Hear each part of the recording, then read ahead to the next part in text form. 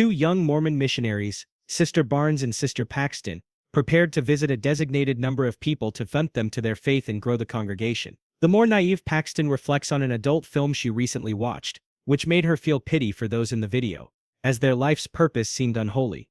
Barnes gives the impression of being a more experienced and successful missionary. She has already converted at least 7 people. The girls set out, stopping passers-by to talk about Christ. Few people show any interest. One girl even mocks Paxton, pulling her skirt down to see if Mormon women really wear magic undergarments. Nonetheless, the girls persistently visit those who had previously shown interest in their church. They lock their bicycles to a fence near a house and head for another door just as a storm begins. After knocking, the girls wait for someone to open the door. Soon a smiling gentleman, Mr. Reed, appears on the threshold. The girls explain the purpose of their visit and inquire if there is a woman in the house, as their community's rules require the presence of a woman when 2 young sisters enter. Mr. Reed assures them that his wife is home, baking a pie in the kitchen. He kindly and unintrusively invites the girls inside, takes their coats and asks if they mind the walls being lined with metal. The girls aren't bothered. Mr. Reed invites the missionaries to sit and wait for his wife and her blueberry pie, something that sounds very tempting to the girls, who are soaked from the cold rain. He then leaves the room. Left alone, the girls look around surprised by the old-fashioned decor. Mr. Reed soon returns, promising again that his wife will come soon, and invites the girls to the table. The 3 sit down and begin discussing faith and religion. Mr. Reed asks about the girls' personal lives, and they share a little about themselves and how they found their faith. Reed displays his knowledge of Mormon teachings by pulling out their central book. Suddenly, he brings up Sister Barnes's deceased father. Paxton admits that after death, she'd like to become a butterfly and sit on the hand of someone she loves. At this moment, several lamps suddenly go out. Reed blames technical issues and awkwardly asks permission to pose an uncomfortable, even crude question. The girls agree, but the question about Mormon polygamy makes them uneasy. Reed delves into the topic and Barnes explains that polygamy was a necessary mission during the church's formative years, as many deaths required growing the congregation, leading to men having multiple wives. Reed admits that he fears the church's founder simply used it as a cover for his immorality. Barnes argues with him, and Reed concludes that the most important thing is one's personal relationship with God. Unexpectedly, Reed shifts the religious debate to the utility of fast food. This excites Paxton, who builds a ladder ranking foods with her personal favorites at the top. Reed compares this to religion. As it turns out, he hasn't found a faith that stands on the top rung for him, but through his studies he has learned one truth: the more you know, the less you know. He claims to be overfed with religious fast food, as they all claim to hold the truth. Unfortunately, he has not found the true religion. Though the situation grows tense, the girls still hope for a peaceful resolution and once again ask Mr. Reed to fetch his wife. The man leaves and Barnes suggests they run, having noticed that the scented candle on the table smells like blueberry pie. Just then Mr. Reed returns and invites the girls to the kitchen to meet his wife. He leads the way, but Barnes claims they're receiving a call from their church leader, and pretends to talk, promising to be there soon. The girls try to leave, but Barnes remembers that their bicycles are locked and the keys are in her coat pocket. They attempt to open the door, but it's locked. Barnes asks Paxton to climb out the window, but it's too small and their phone call doesn't go through. At that moment, the lights in the room go out completely. The girls are forced to move deeper into the house where lights are on and music is playing. Reed seems delighted that they have finally entered, but Barnes asks for permission to leave, as they were told on the phone to return. The man pretends to have just remembered their coats and hands them over. Barnes immediately notices her key is missing. Suddenly, it is found in Paxton's pocket. Barnes asks him to unlock the front door, but Reed explains that it is set on a timer and cannot be opened until morning. However, the girls can exit through the back door. Noticing the missionary's hesitation, he expands on the idea that everyone is free to choose their own path. He also points out that he knows they could not have received a call, as he had already mentioned the metal walls they block all cell signals.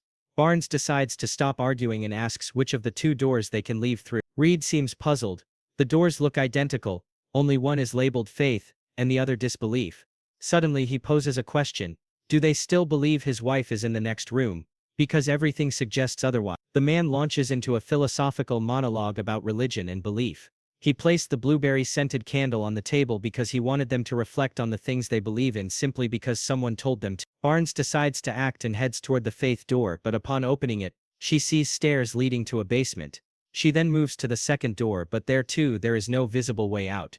At the same time, the church elder begins to worry about the girl. Barnes meanwhile implores Reed to let them go peacefully, reminding him that the church knows their route and will find them soon. However, Reed suggests they discuss the question of choosing the correct door. He invites the missionaries to the table and suddenly pulls out the game, Monopoly, puts on a record and continues his story. He claims that half the people who buy the game never finish it. There's also a game called The Landlord, practically identical to Monopoly in its core principle. Reed shares the history of the game's creation, which baffles the girls, but he insists he is only trying to explain his ideas more clearly. He plays the same song again and resumes the conversation. There are 3 monotheistic religions: Judaism, Christianity and Islam. Each one, he explains, is like a well-known game, with Christianity being Monopoly. Reed again draws attention to the song, sharing how its creators went to court to prove the melody had been stolen by another famous band. The girls are thoroughly confused but are forced to listen. Reed concludes that iterations distort the message. Overshadowing the original Judaism is the original religion, yet it has the fewest followers. Why is he believes missionaries are salespeople of religion, and when people let them into their homes they engage in a conversation about buying and selling ideologies. At this point Reed turns off the lights and using a flashlight points to paintings on the walls. He begins explaining that the sacred texts people revere are merely retellings of stories passed down orally by ancient peoples. The story of a savior performing miracles was already popular long before Jesus' birth. Meanwhile, the elder continues searching for the girls knocking on doors, but no one has seen them.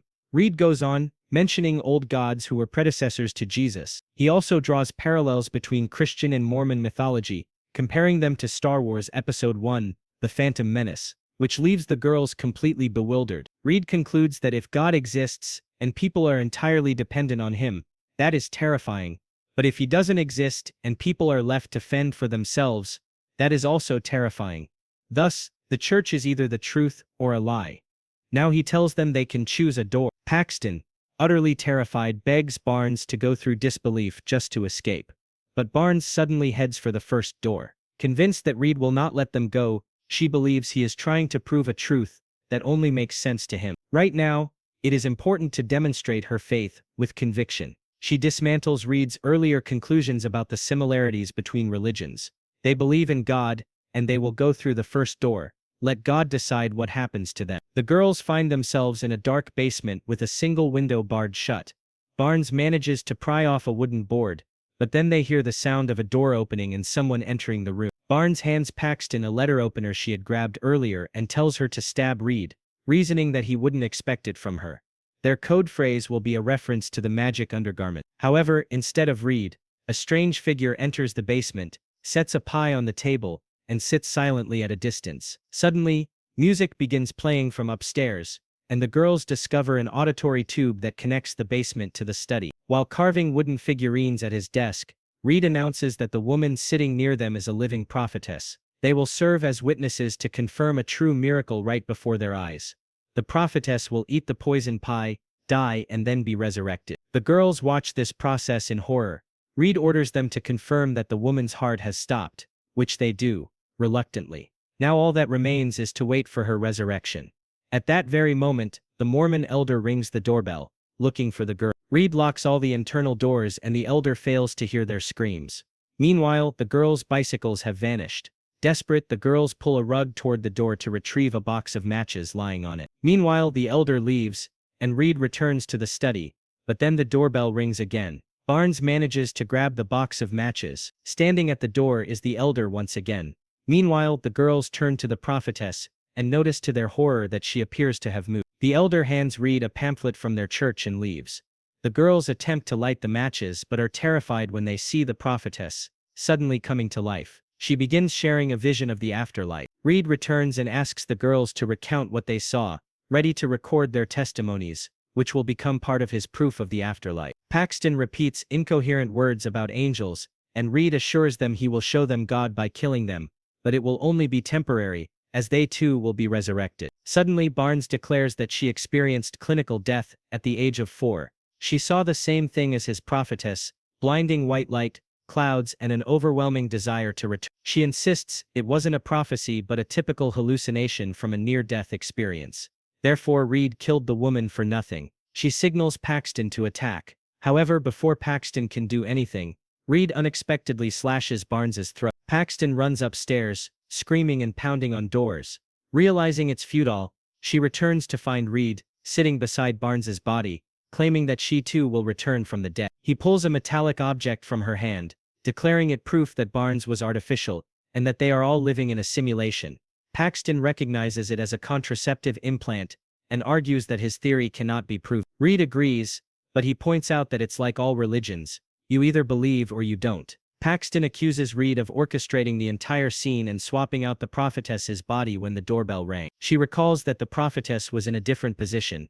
Another woman must have entered through a hidden door to replace the deceased one and deliver a pre-written account of the afterlife, including the unexpected statement that it wasn't true. To cover this up, Reed killed Barnes. Determined to prove herself right, Paxton finds a hidden passage leading out of the basement, but she stumbles into an even darker dungeon, filled with demonic ritual artifacts and women locked in cages. Reed catches up to her and demands her conclusion about the one true religion. Paxton realizes that as soon as they entered the house, Reed took their keys, unlocked their bikes, and hid them. He did all of this to convince them that the only true religion is the desire to control others. Reed approves of her conclusion, explaining that the women in the dungeon are there because it was their choice. He tells her that she too has spent her life obeying others' commands. Even the church decided what underwear she would wear, referring to the magic garment. Hearing the code phrase, Paxton stabs Reed in the neck with the letter opener and attempts to escape through the disbelief door, but she ends up back in the same dungeon where Barnes's body lies. Reed, fatally wounded, catches up to her and stabs her. Bleeding out,